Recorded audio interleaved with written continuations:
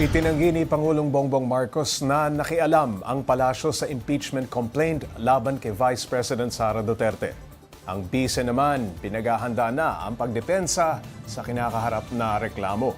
Para bigyan ng mukha ang balita, Mobile Journal Julie Baiza. Ang tanging masasabi ko na lamang sa puntong ito ay God save the Philippines. Yan ang naging reaksyon ni Vice President Sara Duterte kaugnay ng isinampa sa kanyang impeachment complaint sa Kamara. Sa kabila nito, ito ang sagot ng bise nang matanong kung kumusta siya. I'm okay. Matatanda ang 215 mambabatas ang lumagda sa reklamo. Una sa nakasaad sa Articles of Impeachment, ang umano'y pagbabanta ng bise sa buhay ni Pangulong Bongbong Marcos, First Lady Liza Araneta Marcos at House Speaker Martin Romualdez. Pero muling giit ni VP Sara, I did not make an assassination threat to the President. Sila lang nagsasabi niyan. Sila lang nagsasabi may assassination. Sila nagsasabi may assassin, may gunman. Next po, GDB. Not say that. Sola.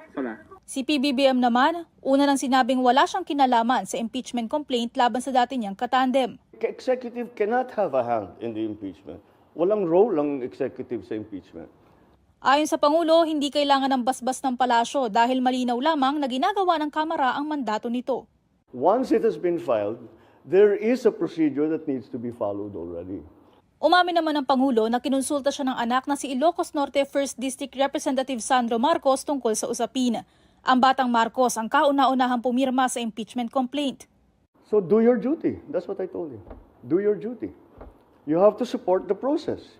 You are constitutionally mandated to carry out that process. And you are a congressman, so do your duty. That's what I told you. I didn't know you'd be the first to sign, though. Sa ngayon, nasa Senado na ang bola kung kailan sisimulan ng impeachment trial. Lalo na at nakabreak ang Kongreso dahil sa papalapit na eleksyon. Sabi naman ng Pangulo nang matanong kung bukas siyang magpatawag ng special session sa Senado. If the senators ask for it, yes. Again, sila ang magde-decide. Hindi kami ang nagde-decide dito. If the Senate President calls me up on the telephone, the senators, kinausap ko yung mga senator kung pwede ba mag-special session, sure, gagawin ko.